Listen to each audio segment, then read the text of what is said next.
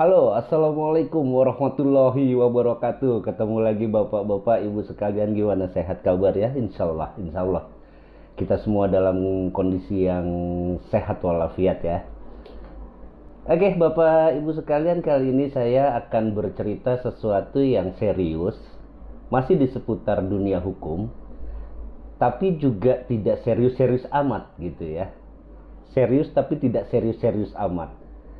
Kalau misalnya kita lihat profesi seorang lawyer atau pengacara itu kan terkesannya intelek ya. Mereka tampak serius gitu dengan menggunakan jas di persidangan gitu ya. Tapi ada beberapa hal memang ini saya kutip dari liputan6.com. Itu beberapa kasus yang saya bilangnya nggak masuk akal gitu ya, tapi bisa bisa disidangkan gitu. eh Bapak Ibu sekalian, contohnya misalnya di tahun 82 sampai 1982 sampai 1992, perusahaan McDonald misalnya saya sebut gitu ya, perusahaan McDonald itu nggak kurang dari 700 gugatan yang apa ya yang absurd, yang nggak jelas gitu, gugatan dari pelanggannya yang nggak jelas. Contoh misalnya di tahun 1992 ini seorang wanita berumur 79 tahun bernama Stella Liebeck. Dia menggugat McDonald karena menganggap kopi yang dibuat McDonald itu terlalu panas gitu. Jadi suatu ketika Stella ini membeli kopi dalam cup gitu ya, dalam cup di McDonald, kemudian dia take away, dia bawa di dalam mobil, dia taruh di antara pahanya sembari nyupir. Nah, Stella, Stella ini menggunakan celana yang strip gitu ya, yang strip. Ketika dia mau menuangkan gula sama krimnya, kopinya tumpah sehingga mengenai pahanya, melepuh, luka bakar stadium 3 lah gitu ya. Ya memar-memar gitulah. Ini digugat, bos. Ini digugat sama Stella itu, McDonald itu digugat karena menganggap kopi yang ditempatkan di styrofoam itu terlalu panas gitu sehingga melukai dia. Dia menggugat sebesar 20.000 US dollar itu untuk kerugian pengobatan pahanya dia yang terbakar, juga kompensasi terhadap gaji putrinya yang harus menemani dia di rumah sakit masa perawatan gitu. Ini lucu menurut saya. Jadi pada akhirnya juri-juri pengadilan itu mengabulkan gugatan si Stella ini 160.000 US dollar loh, bos. Dari 20 US dollar digugat gitu dengan kompensasi putrinya ya total sekitar 2,7 juta. 2,7 juta US dollar gugatan dari Stella itu, dan dikabulkan dengan pengurangan sebesar 480.000 US dollar lah oleh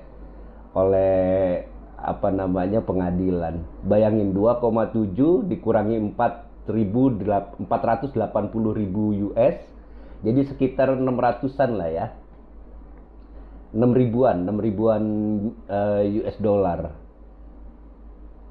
Gila, dimenangin loh Stella ini. Contohnya kayak gitu-gitu. Dan ke kesempatan ini saya akan coba menceritakan beberapa kejadian-kejadian, kasus-kasus hukum yang nyeleneh lah menurut saya ya, yang nyeleneh, yang tidak masuk akal gitu. Itu tadi kejadian di McDonald. Oke, kejadian-kejadian ini contohnya kasus pencurian sperma. Pada tahun 1998, seorang pria bernama Peter ini menggugat kekasihnya yang bernama Kelly. Kejadian ini terjadi di negara bagian Amerika ya pada tahun 1998, karena Kelly dianggap sengaja, terbukti sengaja menyalahgunakan sperma si Peter. Ini sempat digugat ke pengadilan dan ceritanya begini. Si Peter meminta beberapa kali gitu ya, beberapa kali kepada Kelly untuk mengonsumsi obat anti hamil, obat KB. Karena si Peter ini tidak menginginkan Kelly itu hamil atas hubungan mereka. Tapi pada suatu saat si Kelly tidak mengonsumsi obat itu sehingga dia hamil. Gitu, di luar kesepakatan. Nah, si Peter ini menggugat si Kelly karena menganggap dengan sengaja menyalahgunakan atau mencuri spermanya si Peter gitu, menyalahgunakan. Sehingga begitu si Kelly hamil, maka Peter ini merasa dirugikan gitu ya. Dia tidak tahu dan tidak siap untuk menjadi seorang ayah yang akan membiayai kehidupan dan kebutuhan si anak dan keluarganya. Sehingga si Peter ini menggugat ke pengadilan. Pengadilan bilang nggak mungkin dong si Kelly ini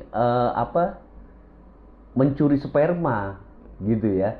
Tidak masuk unsurnya mencuri sperma. Karena apa?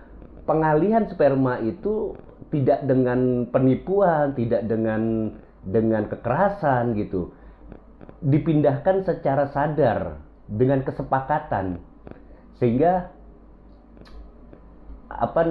gugatan si Peter ini ditolak gitu. Akhirnya karena berlarut-larut terus mereka menikah. Si Peter melamar si Kelly untuk menikahi. Namun kemudian Peter meminta Kelly untuk mengaborsi anak itu gitu. Menggugurkan anak itu. Tapi si Kelly nggak bisa. Ketika you sudah pindahkan ke saya ketika you sudah pindahkan sperma ke saya, maka secara hukum itu menurut si Kelly ya, secara hukum itu merupakan sebagai hadiah buat saya, sehingga saya mempunyai hak penuh terhadap sperma itu, mau saya apakan gitu. Karena udah menjadi haknya si Kelly. Jadi perdebatan di pengadilan akhirnya permintaan si Peter itu ditolak oleh pengadilan dan Kelly dimenangkan dalam peristiwa ini. Oke, Bapak Ibu, untuk kasus hukum kedua yang aneh juga. Ini terjadi di Amerika juga, masih di Amerika, pada tahun 2005, di mana seorang warga bernama Christopher Roller mengajukan gugatan 50 juta US dollar kepada pesulap David Copperfield. Wow, mungkin saja, tapi kali ini ada sesuatu yang aneh. Jadi Roller ini, Christopher Roller, kita panggil Roller atau kita panggil Christopher ya. Christopher ini amat yakin bahwa dirinya adalah Tuhan gitu, sehingga aksi beberapa pesulap seperti David Copperfield ini dianggapnya mencuri kekuatan dia, kemudian disalahgunakan secara sembarangan menggunakan kekuatannya dia itu. Christopher, dia merasa menjadi Tuhan, sehingga si pesulap-pesulap ini dianggapnya, oh kekuatan gue dicuri gitu loh. Akhirnya si Christopher ini mengajukan gugatan atas itu. Tapi kayaknya dia mengalami hambatan, kemudian Christopher mengundang beberapa wartawan gitu untuk menantang. Gini, Christopher akan menarik gugatannya ketika si David Copperfield itu bisa membuktikan dia melakukan trik-trik sulap itu tanpa menggunakan kekuatan Tuhannya itu. Maksudnya kekuatan si Christopher itu yang menganggap dirinya Tuhan. Pengadilan menolak lah ya. Setelah penolakan gugatan itu, akhirnya Christopher juga mau berniat untuk mematenkan kekuatan itu gitu ya. Mengajukan hak paten eksklusif untuk menggunakan kekuatan ilahi yang dia milikinya itu. Dia punya keyakinan bahwa dialah satu-satunya entitas hukum yang memiliki kekuatan ketuhanan itu gitu. Jadi dia nggak kepengen orang-orang seperti pesulap-pesulap itu menggunakan kekuatan itu yang dianggap menggunakan kekuatannya dia. Jadi si Christopher ini mantan insinyur nuklir di Angkatan Laut Amerika. Bahwa ia menyadari bakat supranatural potensial dalam dirinya ketika mengalami kemasukan jutaan roh ke dalam tubuhnya dia. Jadi ya begitulah ya. Oke, Bapak Ibu sekalian, kasus yang ketiga aneh ini yang akan saya sampaikan ini datangnya dari Paris ya. Dari Paris itu sekitar tahun 2016 kemarin. Ini seorang pemuda yang bernama Deshat. Dia menggugat perusahaan di mana dia bekerja sebesar 360.000 euro. Deshat ini menggugat perusahaannya karena dia merasa perusahaannya menjerumuskan dia ke dalam satu neraka di situ, di mana dia juga merasa mempunyai mimpi-mimpi buruk di perusahaan itu. Kasus diawali dengan gagalnya Deshat untuk mendapatkan proyek besar bagi perusahaannya, sehingga dia merasa dikucilkan di dalam perusahaannya itu, dilecehkan di sana gitu ya. Banyak kata-kata kasar menurut dia dilontarkan, kemudian juga perintah-perintah yang membuat dirinya menjadi berasa sangat dilecehkan, seperti menjemput anak bos, kemudian mengantarnya ke sekolah, sesuatu hal yang memang bukan menjadi job desk-nya dia gitu. Itu dia mengira atau dia beranggapan bahwa perusahaannya itu sengaja mengucilkan dia selama 8 tahun dia bekerja di situ. Pada satu saat si Deshat ini mengalami sakit, dia harus cuti selama 3 bulan. Tapi setelah 3 bulan itu yang tidak kunjung sembuh, maka perusahaan memecat si Deshat gitu ya, memecat Deshat. Si Deshat nggak tinggal diem gitu. Dengan pemecatannya itu, dengan dua unsur yang terkesan melecehkan tadi, si Deshat mengajukan ke pengadilan ketenaga kerjaan di Paris gitu. Tapi walhasil pengadilan sampai dengan beberapa tahun kemudian tidak juga memutuskan perkara itu gitu ya. Sepertinya perkara itu harusnya sudah dijadwalkan untuk diputuskan, namun hakim meminta untuk memeriksa ulang, menjadwalkan ulang putusannya itu. Jadi hal kecil seperti itu bisa diperkarakan gitu ya. Itu kasus yang ketiga. Oke, Bapak Ibu, untuk kasus lucu berikutnya, Bapak Ibu pernah nggak ngalamin ketika kita sedang benar-benar berharap mengalami cuaca cerah sesuai ramalan cuaca yang kita dengar di televisi gitu, tapi kemudian ternyata meleset, tiba-tiba lain dari apa yang diramalkan gitu ya.